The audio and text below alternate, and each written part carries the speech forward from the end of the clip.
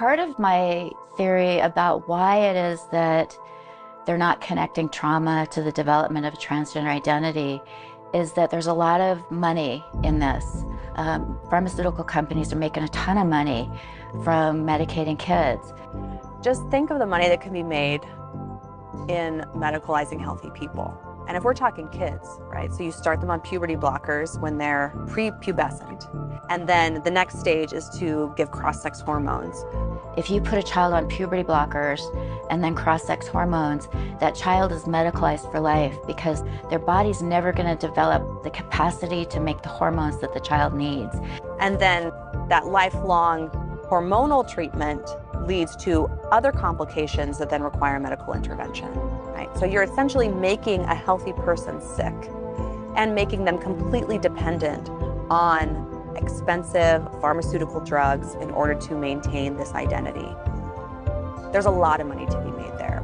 Just sex reassignment surgery over the next 5 years is expected to be $1 billion industry. If being transgender is a biologically fixed thing, which I don't believe it is, but if it is, there is a finite number of people for whom that will be true.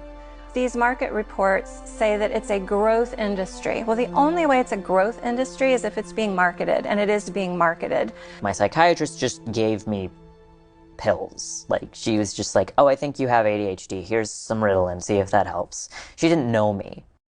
How did you find her?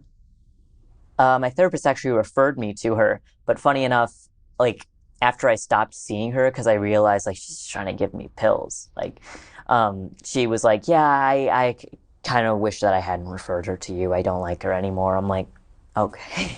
So she's giving you pills, and then she's the one who signs the letter for your surgeon. Yes, yeah. She had nothing to do with administering me testosterone, but, like, I was on Zoloft and, like, Ritalin for a while, and so she was in charge of prescribing me those types of things. Is she making money off of that, I take it? Yeah, yeah.